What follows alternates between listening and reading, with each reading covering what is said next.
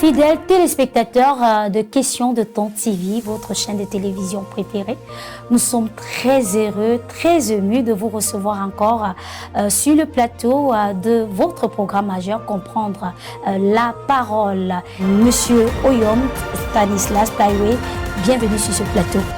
Merci bien Ingrid de me recevoir ce soir sur ce panel. Voilà, s'achève l'année scolaire académique 2025-2026 et beaucoup d'apprenants comme ça vont devoir solder leur année avec les examens auxquels ils seront soumis.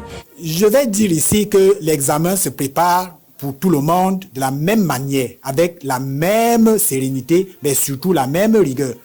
Le redoublant n'a qu'un avantage, c'est déjà d'avoir participé une fois à l'examen. C'est le seul avantage qu'il a.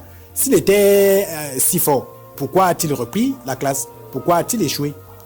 Je prends par exemple le cas d'une personne qui est en première par exemple, qui a déjà raté le probatoire plusieurs fois. Oui, on parle souvent des commissaires divisionnaires, 2 étoiles, 3 étoiles, 4 étoiles.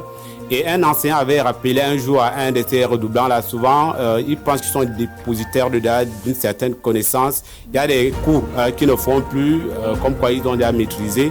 Et l'enseignant disait qu'il est plus facile à un redoublant d'échouer que de passer. Il est encore plus proche de l'échec s'il se considère comme redoublant et qui maîtrise déjà certaines matières. Tous les jours, on se lève le matin, on prie, le soir, on prie.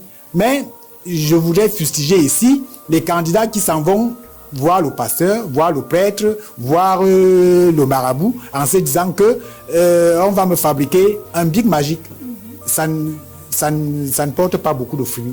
Est-ce que l'apprenant n'a pas besoin d'un accompagnement de la famille ou des parents?